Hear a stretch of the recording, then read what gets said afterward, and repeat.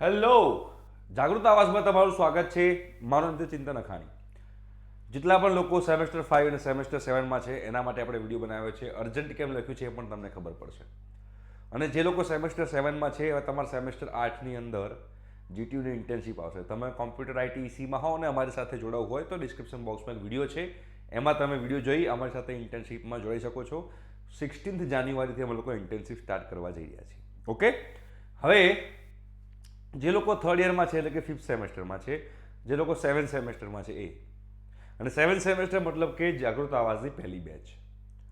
મારી એક ઈચ્છા જે પહેલેથી જ્યારે બી મેં જાગૃત આવાજ ચેનલ ચાલુ કરી હતી ત્યારે મારી એક ઈચ્છા હતી કે હું લોકોને ગેટ માટે અવેર કરું. તમે લોકો 5th સેમેસ્ટરમાં છો એટલે કે થર્ડ યર અને ફોર્થ યરવાળા, આ ફેબ્રુઆરી 2024માં ગેટ એક્ઝામ માટે તમે લોકો બધા એલિજિબલ છો અને બધા જ ગેટની એક્ઝામ આપી શકે એમ છે જો તમે ગેટ એક્ઝામનું ફોર્મ ભર્યું હોય તો. બરોબર, હું તો ગેટ એક્ઝામના બહુ જ ફાયદા લઈ રહ્યો છું. હું ઈચ્છું છું કે મને જે ગેટ એક્ઝામના ફાયદા મળ્યા છે એ જ ગેટ એક્ઝામના ફાયદા તમને લોકોને પણ મળે. મહેનત કરવી પડશે. જો મેં પુષ્કળ મહેનત કરી છે, દિવસ રાત મેં એક કરી નાખ્યા છે ગેટ પાછળ અને સારો સ્કોર કર્યો છે. ગેટ ખાલી ક્રેક કરવી એ ઇમ્પોર્ટન્ટ નથી, ગેટમાં સારો સ્કોર કરવો. જેવી રીતે મારા 99.9% આવ્યા હતા. એનઆઈટીમાંથી એમટેક કર્યું મેં. તમે પણ એનઆઈટી આઈઆઈટીમાંથી એમટેક કરી શકો છો, પીએસયુમાં જોબ લઈ શકો છો, બટ એના માટે મહેનત કરવી પડશે. અને જે લોકો લિટરલી મહેનત કરી રહ્યા છે એ લોકો માટે એક ઓપોર્ચ્યુનિટી છે ફ્રી ઓફ કોસ્ટ. અનએકેડમી ઉપર આ 24 તારીખે એક ટેસ્ટ થવા જઈ રહ્યો છે. એક્ઝેક્ટ ગેટ એક્ઝામ જેવો તમને ગેટ એક્ઝામની એક પ્રેક્ટિસ થઈ જશે.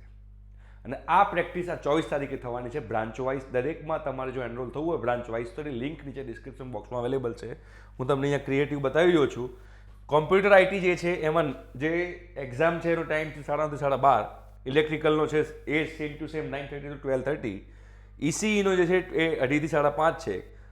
કોમ્પ્યુટર એન્જિનિયરિંગ જે છે એનો છે સિવિલ એન્જિનિયરિંગ છે 2:30 થી 5:30 છે.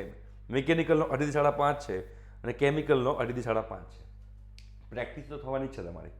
પ્રેક્ટિસની સાથે તમને બીજો ફાયદો શું થશે ખબર છે?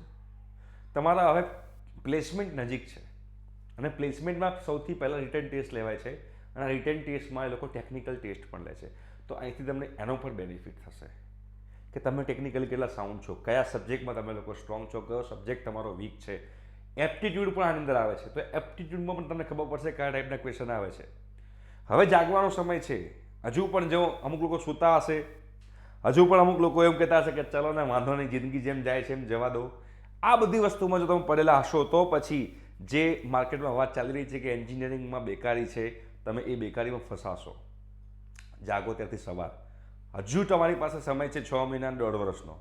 જે લોકો 7th સેમેસ્ટરમાં છે એ લોકો માટે 6 મહિના, 5th સેમેસ્ટરમાં છે એ લોકો માટે 1.5 વર્ષનો. તો આ જ ઓપોર્ચ્યુનિટી ન ગુમાવશો. મારી રિક્વેસ્ટ છે, મારા અવેરનેસથી, મારી મહેનતથી જો કોઈ 2 છોકરાની પણ કરિયર બની ગઈ ને તો આ જે યુટ્યુબ ચેનલ બનાવવાની જે મારું જે વિઝન હતું એ વિઝન મારું સક્સેસફુલ થશે એવી મને એવું લાગે.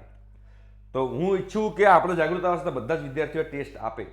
તમે ગેટ આપવાના હો, ગેટ ના આપવાના હો તોય, કેમ કે રિટર્ન ટેસ્ટમાં કામ આવશે, રાઈટ. અને જો રેન્ક આવ્યો તો અનએકેડમી પર સબસ્ક્રિપ્શન લેવું હોય તેની સ્કોલરશિપ છે. 1 થી 10માં 100% સ્કોલરશિપ છે.